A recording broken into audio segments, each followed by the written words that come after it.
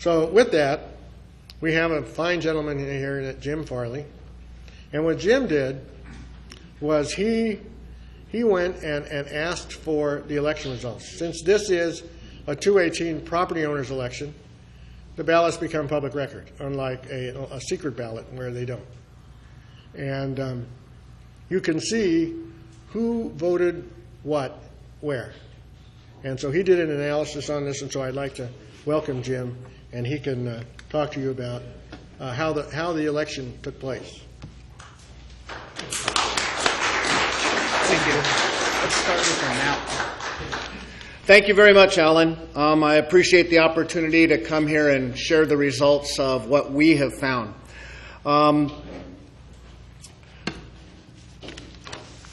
Essentially, Alan did a great job in laying the groundwork of Proposition 218 because it's a very big factor in how this election took place.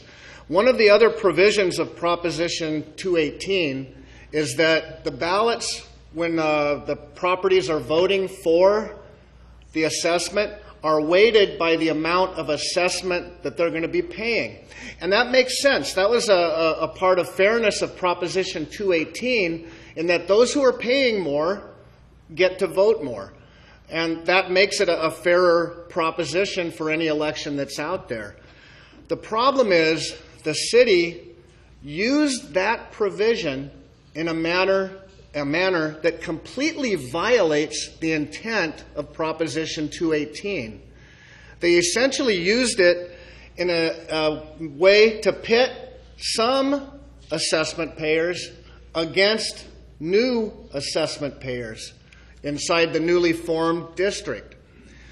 When I got my ballot, I happen to live up in this area, which is zone T46, Northbridge, and I got my ballot at the beginning of the election. It came to me, and I didn't really have an interest in pursuing this at that point. And I opened it up and said, I'm going to get a $13.60 decrease in my assessment for landscape maintenance. Northbridge happens to have one of the highest assessments within the city. We're paying just under $800. We're getting a lot of amenities for that. We got a lot of paseos, a lot of landscaping. It's all really nice, but we're paying for it. I'm not going to complain about that. It's probably too high, but that's not the issue. But it's kind of cynical for the city to give us and many of the similar zones a decrease of a similar nature, a token decrease in order to compel a yes vote. I was almost ready to vote yes on this. I set it aside. I said, something's got to be wrong with this thing. My skeptical muscles were going. And I just set it aside and had too many other things going on, so I put it on the back burner until a new friend of mine, Michael Wilkerson, got in touch with me and had delved into it a little bit further already. I had had some previous experience with a property tax assessment several years back that I actually campaigned against, and I learned a lot about Proposition 218 at that time, and learned a lot about how the city has now, for at least the second time, used Proposition 218 to stack the deck so that it almost guarantees the election is going to pass. And in this case, it had the folks, for the most part, on the west side of town, imposing a new tax on the east side of town and in Newhall. So, here's how it was set up. This is actually right out of the engineer's report, page 34 of 71. And it's showing the whole city of Santa Clarita here with the Landscape Maintenance District 1 map. It's highlighting here zone 2008-1. That's the landscape medians, the thoroughfare medians, to pay for all the medians on the roadways throughout the city. And in this, the green zones are the zones that are being annexed in for the first time. They weren't paying it before, like Alan said. They're going to be paying it for the first time. And we're talking south of Lyons here in the area, except the new Newhall zone, which we'll talk about in a second. A lot of this is just vacant land out here. Here's where a lot of the oil property is along Sierra Highway.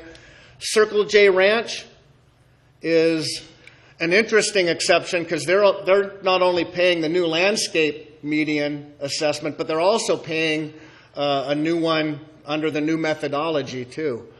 What's this? Is this Shadow Pines? Is that the name of this community out here? You know, how do I, voting in Northbridge, why should my vote have anything to do whether these folks are going to get a new tax or not? You know, just on the face of it, it's not fair. So the methodology change gave a very minuscule decrease to several zones over in this area. Because of the ballot weight of those zones and the propensity for them to vote yes, it passed. If everybody who voted in the new zones had voted no, it wouldn't have mattered. It still would have passed. They essentially had no choice, and if that doesn't violate the law, it at the very least violates the spirit of Proposition 218. They did not have the right to vote on their taxes. So these were the three changes. Changing the assessment methodology for most of the existing zones, adding the thoroughfares and medians, and it also added, I haven't talked about yet, Newhall. It's called Zone 28 that added all of the downtown Newhall area all along Newhall Avenue towards the 14. It added that as a new zone also. They didn't pay before, they'll pay now approximately $71. And again, they didn't have a choice. Let's go to the graph. You know, we predicted that this was going to happen before the vote ever came out. And, you know, I ranted at the city council a couple of times as this was up. And the city council had some empathy for the position. I really don't think they realized how this had been set up. And they admonished at the end, even though they passed it, they admonished the city staff to not let something like this happen again. We'll have to see what happens in the future. Yeah, we'll see how that goes. Well, you know, I had some halfway sleepless nights and all wondering, gosh, what if we were completely wrong on what we were predicting was going to happen, that, you know, people really didn't vote their pocketbooks and looked at the big picture and the whole bit. Well, unfortunately, it turned out that our predictions were right on, virtually right on. So I don't want to bore you too much, but this is the final analysis. This is the actual vote. Let me state that when I got the public record from the city, the only thing they gave me was each parcel, the amount of those parcels that voted yes, the amount of those parcels that voted no, and the percentages, and then the totals of that. I asked that they give it to me by zone, and I know they had to have that information, but they didn't give it to me or anybody else who asked for the information with the zone.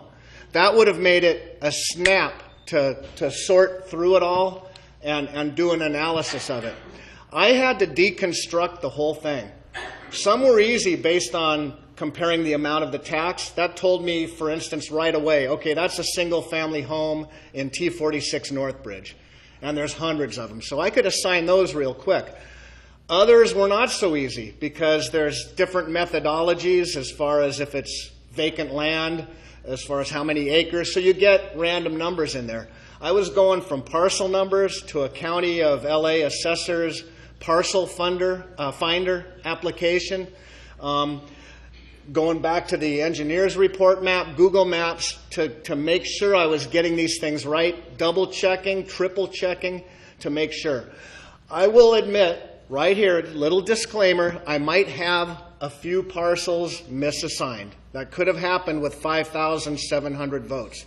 But I will assure you, these numbers are extremely accurate as to how this vote turned out. And they're a valid analysis of what happened.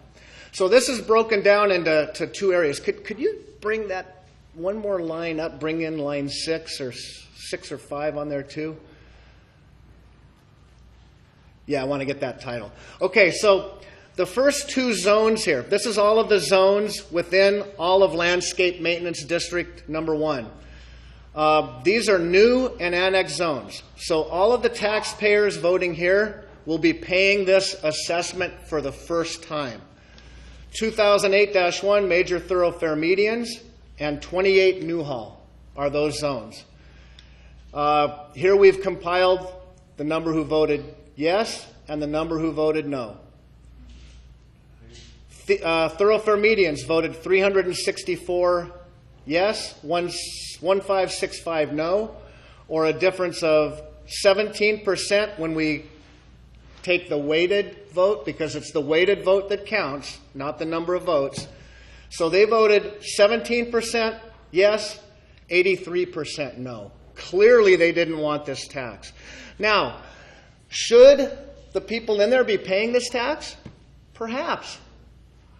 Again, I'm not opposed to taxation, and those that are getting the benefit should pay for it.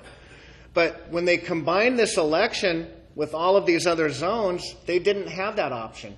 Should have been done as a separate election where they either pay the assessment and get the amenity of landscaping, or they vote, no, I don't want to pay it, and they don't get the amenity. They didn't have that choice here. In fact, at least one person in this room didn't have that choice should you have voted no on that. Newhall, essentially the same thing. It was 15% yes to 85% no. Look at the total weighted value here of the yes and no, and then we compare it to all of the other zones that were showing essentially minuscule decreases again. And the percentages, I won't read percentage by percentage, but the bottom line is they voted 63% yes, 37% no. So the election ended up overall 56 yes, 44 no, it passed, and the council passed it on. This was, like I say, a complete violation of Proposition 218, and I think it's unconscionable that the city put this out this way. And, looking at the weighted value, we had $298,000 worth of votes competing against $1,749,000 worth of votes. You can see how, if you do the math and put all these yes votes into the no column over here, it still would have passed. That's the bottom line. I could go into some other details on some other things, but that pretty much explains how it did indeed turn out. Does anybody have any questions? Bird over here? Nope. Okay. Well, you'll get your chance. Oh, here we go. Jim, I just have one question. Have you shared the breakdown that you've arrived at with the city so that they can explain if they have an explanation? No, not yet. I have not. This was literally last minute. I was still doing some changes on this to make sure I had it right earlier today. You're the first eyes to see this, except for the few of us who've been working on this. So I guess you're privileged in that regard. You all get to see this first, and we'll probably take it out to some of the blogs, the media. I've been through the process. I was in contact with Dennis Lupins at the city, who's the assessment administrator, I think is his name, who was in charge of the election. And I was running some of my earlier spreadsheets on what we were predicting by him, and he gave me some advice where I was off on a few things. So he was actually quite helpful in helping me understand it. And I'm hitting the city up pretty hard here, but I don't really know what their intent was. I can't sit here and say that they had, this cynical intent to say, look at the way we can do this and pass this thing off and nobody will know the better, or if it was just incompetency, not realizing what they were going to create out of trying to make all these changes at one time. I don't spend a lot of time trying to get into people's motivations. I am more interested in what the results are of their actions. So that's where I'm at. But thanks for asking that.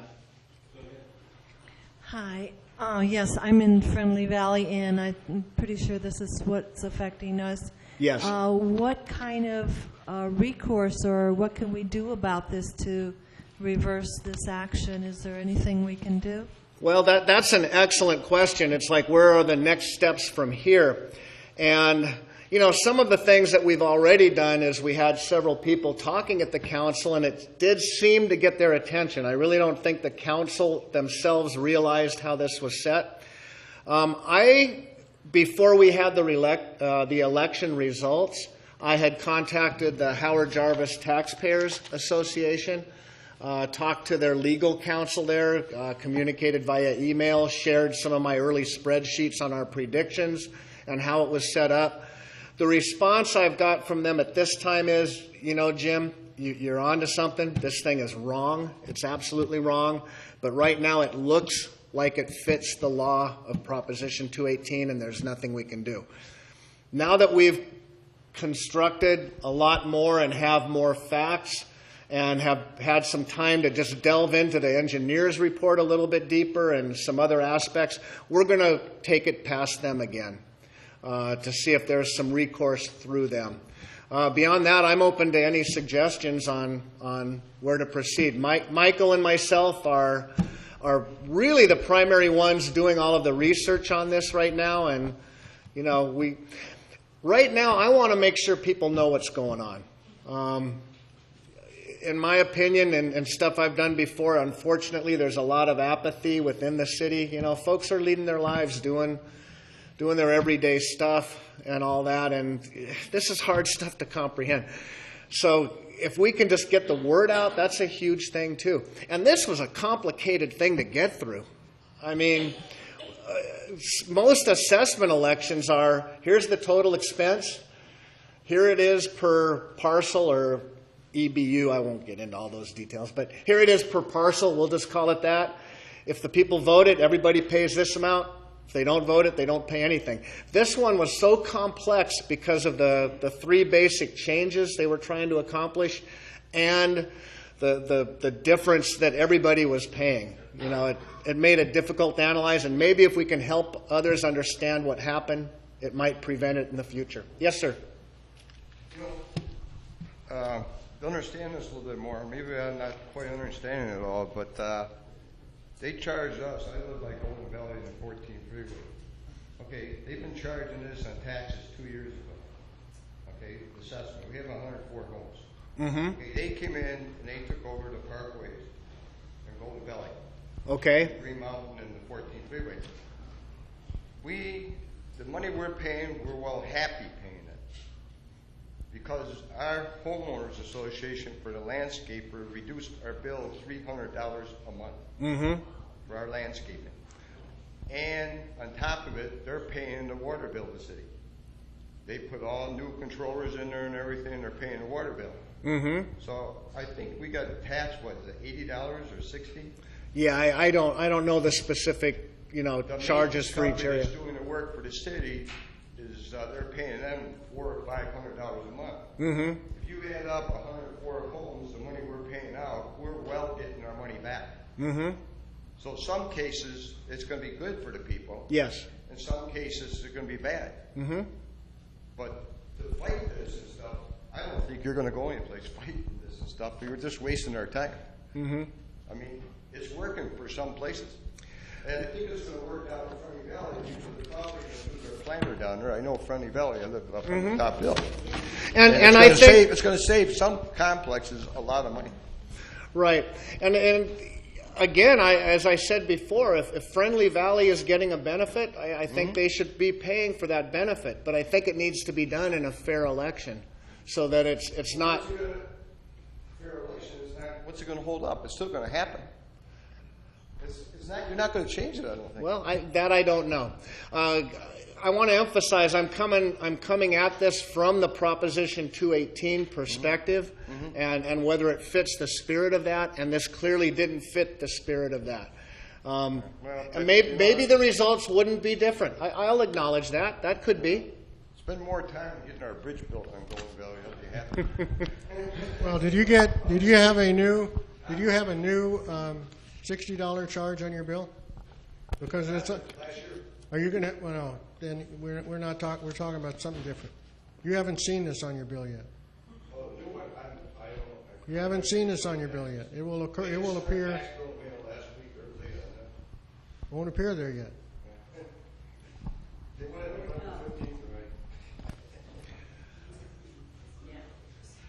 With regard to whether the city actually planned this, I have a document from one of their staff reports. They put out 16,000 some votes, and in there they clearly state that over 8,000 of those will have a reduction. When you have numbers that simple, I think even a city council person could understand them. That's in their staff reports. So I don't go along with the theory that the city council was shocked about how this was done, because they did this type of thing on the open space. They did it when we actually had a storm water vote in 2009, the same type of thing where they lower it just enough to guarantee that it will go through. And along the way, they slip in consumer price index increase. And if you looked at your ballots, you would see that. Mm-hmm. You would see where a consumer price index increase can be added each year without another vote. So if you think it's going to stay at what you have, it's not. As soon as this consumer price index starts going up, that's going to keep going up that much per year. Because I doubt very much if they'll have the nerve not to take it. But with the open space, I think Jim Farley was looking at that at the time that I was looking at it. And what we saw with the weighted ballots on that is that when we looked at the actual ballot, we saw the weighting that they got for a vote might be 60,000, but then there was an attachment to it. They gave it to it as though it was built out. But then what they actually paid was very much less. They might be paying $1,200. So to me, that wasn't fair. That wasn't reasonable to give them the weighted and not actually pay it. It's that type of thing that I've observed. And also I was down at the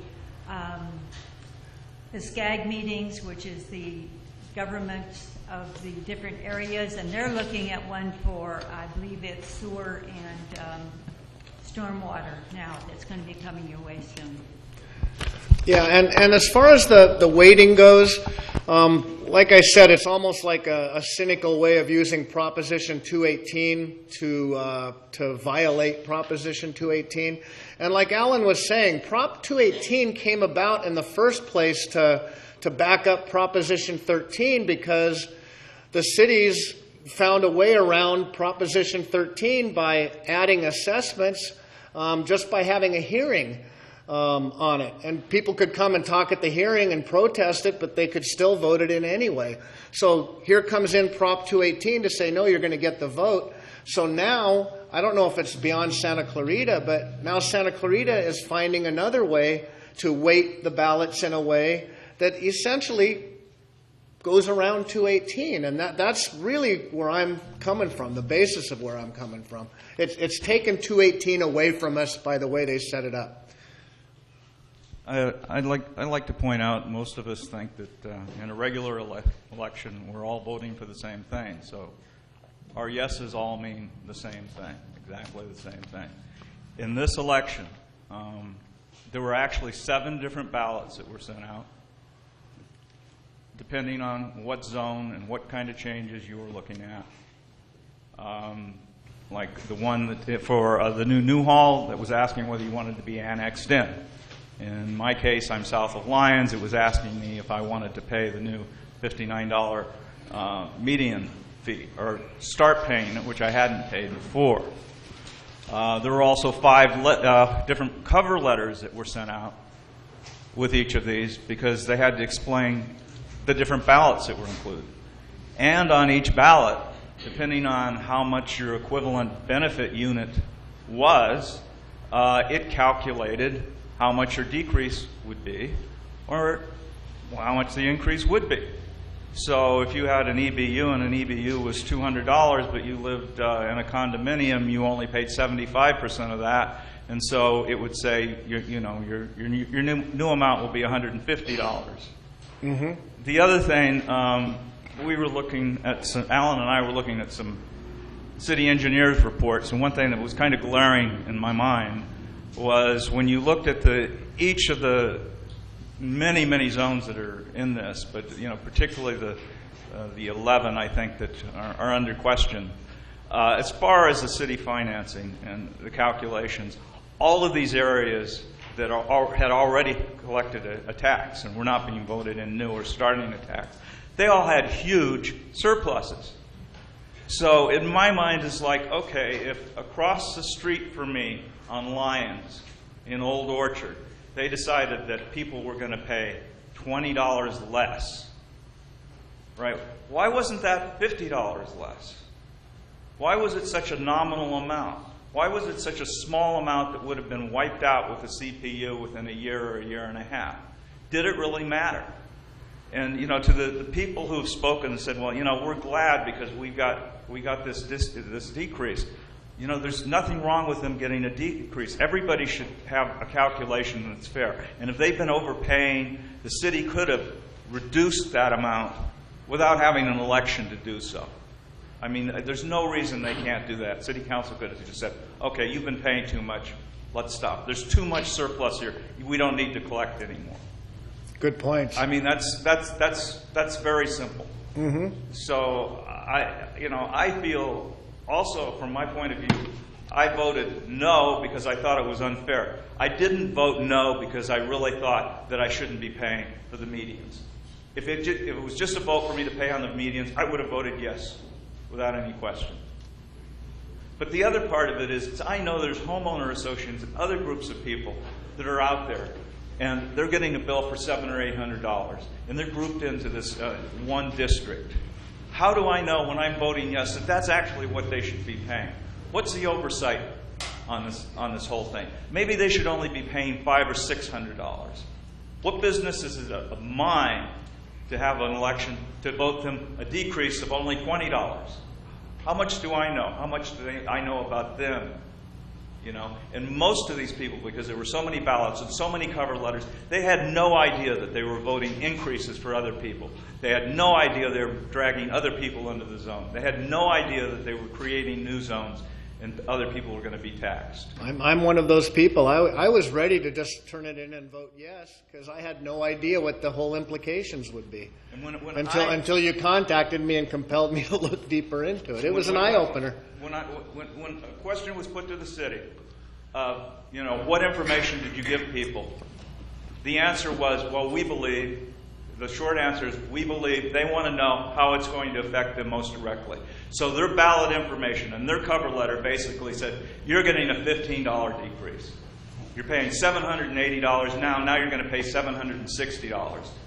And that was the important information the cities thought they should have. It wasn't important that they knew that they were going to be dragging me and another 5,000 people into a zone and be paying $60 a month. Or they're creating another zone that had 2,000 people that were going to be paying $71 a year. Mm-hmm. So, I still have a question that, perhaps so much of this was included that they were just kind of doing a cleanup act and they, compiled it all into one resolution, and maybe they were just naive and confused and they didn't realize that it was so contorted and twisted so that it could only come out one way. Mm-hmm. But that's incompetence. That's not. Yeah. Again, I'm not going to get into motivations. I just know what was done. Okay. Thank you, Alan.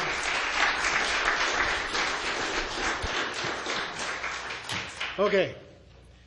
So as you saw, Jim pointed out, and really if you look at the information that came to you, if you got one of those information sheets, it talked to you about reductions. If you looked at the engineer's report, which is the official paperwork, it talked about annexations. So like the chart that showed you before, that's what they're going to stand behind, is the fact that what this really was 12 annexations, as opposed to 12 items of different special benefit with different costs. But you can see that for as Jim said, for those individuals that were being charged for the first time, they resoundingly voted no. And those people were people that were voting on medians that did not exist yet. Okay? The other thing I thought that was very interesting in this is Circle J Ranch. I picked Circle J because that's where Pulskamp lives. So I thought it would be an interesting place to pick. You can see that in Circle J, they resoundingly voted yes, because their monetary fee went down by a considerable amount. One question that I asked the council, and I asked Mr. Hernandez, is how can those numbers go down? Who's going to pay? I mean, if you're telling me you haven't been collecting too much money, and that was the right amount of money to collect, and now you're giving them a reduction, who's going to pay? Well, the answer that they gave me was that they gave me that the business people were going to pay, the commercial guys were going to pay. You see? And if you'll notice when we start talking about commercial guys, there's the commercial center for Circle J. Guess what they voted? Look at that. They voted no. Right? Why? Because they're picking up the tab. Right? And guess who picks up the tab of what they pick up? So the conclusion is you got to look at this and you say, was the makeup of this district accomplished to manipulate the election result? And by the way, you did ask a minute ago, did we ever take and put any of these things in front of the city staff? And the question is yes. But when this first came out, the big question that I had, because it was the only part of this that I was really familiar with, was the 5-year median plan. And the new tax that our friends down on Soledad got between Sand Canyon and Shadow Pines. And that was supposed to be the first increment of creating a citywide median. And there's supposed to be a 5-year plan. If any of you remember, Kevin Tenoyan came and told us about that plan was going to be initiated a year after the tax was collected. We still have those charts. And so I talked to Dennis, and I asked Dennis, is there a 5-year plan? And he said, yes, there is. And I asked him if he would come and share the plan with us, tell us how we're going to have standard medians across the city. And, of course, he could not make that decision. He asked me to make that request of his management, which I did. I made the request of Mr. Hernandez, who respectfully declined coming to see you. So, yes, we have asked about parts of it. And yes, they have declined to talk about it. And so I'll tell you what I did, because I don't like to take those kind of answers from anybody. So I really believe that was true, that they did circumvent the process. I believe that it isn't really right to have people vote for different as one composite group when they're voting on different things with different special benefits. And I think we'll continue to broach that. And if it's not illegal, well, we can always talk to our elected officials, and maybe we'll have our version of AB 438 out there pretty soon. So the improvements in Circle J Ranch also says that it includes neighborhood parks. That really grabbed me when I saw neighborhood parks. And I said, gee, don't we have an open space parkland and preservation district? Don't they take care of parks? Well, it turns out that if you go to the Parkland Preservation District engineer's report, remember that we're all in that zone, all in that district, because we all live within 3-mile service radius of a park, which gives us this special benefit. But they call those community parks. So I'm just curious what the number of community parks versus neighborhood parks are, and are we double dipping? Be very interesting to find out, but of course that's a story for another day. So here in the LMD report for the engineer's report, I wanted to know, what are you actually going to give us? You know, here we got all these districts, and we're providing all this money. My buddy back there likes what he's getting. And I wanted to know, what precisely are you doing for us? So I said, gee, I read the engineering report, and it said a detailed description of the plans and specifications for the improvements for each zone are described herein and summarized in Appendix A, and by reference, the details and specifics of such information are on file at the city, and in their entirety they're incorporated herein and made a part of this report. I said, that's fine. Boy, that's really interesting. You got all this stuff and you're not going to tell me what it is. I better find out what it is. So I put in a public records request, and I asked for exactly what that said. I asked them to give me all of the details and specifics which are on file in the city that perform as a part of this report. I thought that was a reasonable thing to do. Don't you? Okay. Well, they called me up and said, come on down. Take a look. And this is what they showed me. They showed me a bunch of binders, and they had lots of pictures of shrubbery and trees, and not one book had any current information in it. None. So I was still there. I talked to, I spoke with the city clerk, and I said, hey, that's really not detailed plans and specifications. You know, maybe you could do a little better. So this is what they gave me then. They gave me the construction plans for Soledad and Bouquet. And really, you know what? If they really, actually there was a section in there that said detailed plans and specifications, but they knew that's not what I wanted, right? And oh, by the way, the reason why they didn't give that to me before was because it was with the project engineer, because they only have one copy. So we looked through them a little bit, and we actually found out that, like on Soledad, someone was asking, why are they tearing up the medians and putting all the new piping in? Well, they're putting all the new piping in, and they're double piping it, so when recycled water gets to this end of the valley, sometime in someone's lifetime, then they can connect to it. That's it. That's the answer. It was actually on there. We read it. So, like I said, Bouquet Canyon and Soledad plans. And so I'm going to make a second attempt. Tomorrow I'm going to make a second attempt. Being an old project manager that I am, I'm going to word this a little differently. Okay? And so I'm going to ask them to provide all the planning documentation and correspondence related to the maintenance improvement of the LMZ zone specified in the engineer's report, annexation, detachments from, creation of new zones, and assessment rate adjustments, landscape maintenance districts number 1 and T1, various zones, fiscal years 2011-12, and I want them to include project plans, designs, specifications, schedules, costing, and expenditure data, requests for proposals, acceptance, and oversight records. What do you think? Can anybody think of anything else? Throw a few more in there? So I'll put that in tomorrow, and we'll let you know what we get. Huh? Well, we'll see what happens. So, was it a biased vote? Well, residents being annexed and seeing it for the first time said no. Commercial property owners picking up the cost of residential reduction said no. And by the way, when we talk about the weighting of the vote is weighted per size of your property. So a single-family dwelling typically is 1 unit. A condo is typically less than 1 unit. And if you have a whole bunch of acreage, then it's more than 1 unit. And that's how they decide how that's going to be. And that is described in the engineer's report if you want some good bedtime reading.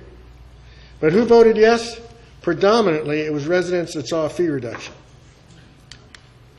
So I believe the vote does not support the vision of Proposition 218. And someone asked, what are we going to do? Well, this is my plan. I'm going to do more research. I'm going to contact the available legal services, both private and state.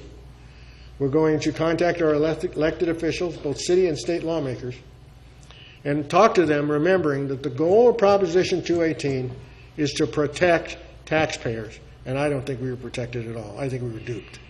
So that's the end of that story. We'll keep you informed, and I would hope you would keep asking questions. Ask questions of your taxpayers. Remember, it's going to be election time pretty soon here in the city. And so guess what? I mean, we'll have an opportunity to ask. We should be asking our elected officials, what are you doing about this? And the next item that we're going to talk about. So are there any other questions? Yes, sir. an observation, and one it's just about people. As long as we keep looking at different areas and not as Santa Clarita as one, we're going to have this disharmony. And you can't help that. It's just human nature. But do the medians enhance the beauty and everything for everyone in this valley, in this city? Yeah, it does. But how it was administered to pay for it maybe wasn't done properly. Why, if it's for people, why are some people weighted more than others? Maybe it should be a flat rate per household regardless, and even it out. But the last observation, second observation I've made is that we were talking about, is this incompetence or is it criminal? Well, I think the incompetence, if it was incompetence, is bordering on criminal. And the first thing I think we can do about it is via election and replace the people that aren't competent enough. Okay. That's my 2 cents. All right. Well, if it was a general benefit to everybody, then it should have been passed as a general bond issue, and then it has to pass by 2/3. And it becomes a general benefit instead of a special benefit. But that's here nor there.